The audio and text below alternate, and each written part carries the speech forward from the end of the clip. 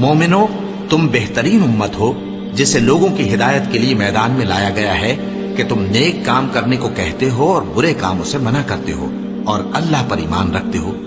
اور اگر اہل کتاب بھی ایمان لے آتے تو ان کے لیے بہت اچھا ہوتا، ان میں ایمان لانے والے بھی ہیں لیکن تھوڑے اور اکثر نافرمان ہیں۔ یہ تمہیں خفیف سی تکلیف کے سوا کچھ نقصان نہیں پہنچا سکیں گے، اور اگر تم سے لڑیں گے تو پیٹ پھیر کر بھاگ جائیں گے، پھر ان کو مدد بھی کہیں سے نہیں ملے گی۔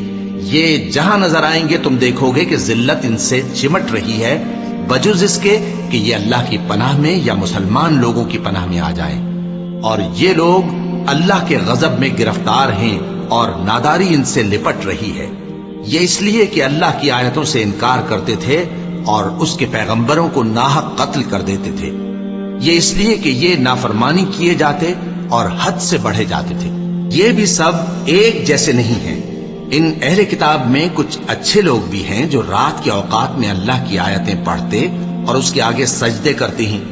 وہ اللہ پر اور روز آخر پر ایمان رکھتے اور اچھے کام کرنے کو کہتے اور بری باتوں سے منع کرتے اور نیکیوں پر لپکتے ہیں، اور یہی لوگ نیکوکار ہیں۔ اور یہ جس طرح کی نیکی کریں گے اس کی ناقدری نہیں کی جائے گی، اور اللہ پرہیزگاروں کو خوب جانتا ہے۔ جو لوگ کافر ہیں ان کے مال اور اولاد اللہ کے مقابلے میں ان کے ہرگز کام نہ آئیں گے، اور یہ لوگ اہل دوزخ ہیں کہ ہمیشہ اسی میں رہیں گے۔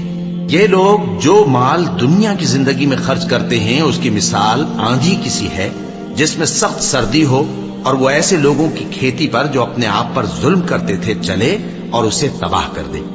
اور اللہ نے ان پر کچھ ظلم نہیں کیا بلکہ یہ خود اپنے اوپر ظلم کر رہے ہیں۔ مومنو، کسی غیر مذہب کے آدمی کو اپنا رازدار نہ بنانا۔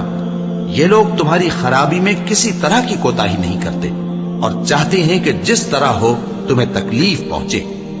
ان کی زبانوں سے تو دشمنی ظاہر ہو ہی چکی ہے، اور جو کینے ان کے سینوں میں مخفی ہیں وہ کہیں زیادہ ہیں۔ اگر تم عقل رکھتے ہو تو ہم نے تم کو اپنی آیتیں کھول کھول کر سنا دی ہیں۔ دیکھو، تم ایسے صاف دل لوگ ہو کہ ان لوگوں سے دوستی رکھتے ہو، حالانکہ یہ تم سے دوستی نہیں رکھتے، اور تم سب کتابوں پر ایمان رکھتے ہو اور یہ تمہاری کتاب کو نہیں مانتے۔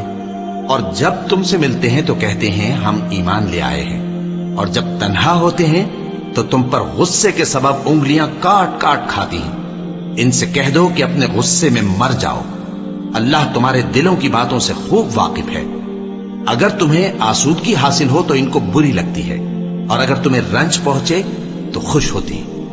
اور اگر تم تکلیفوں کی برداشت اور نافرمانی سے کنارہ کشی کرتے رہو گے تو ان کا فریب تمہیں کچھ بھی نقصان نہ پہنچا سکے گا۔ یہ جو کچھ کرتے ہیں اللہ اس کا احاطہ کیے ہوئے ہے۔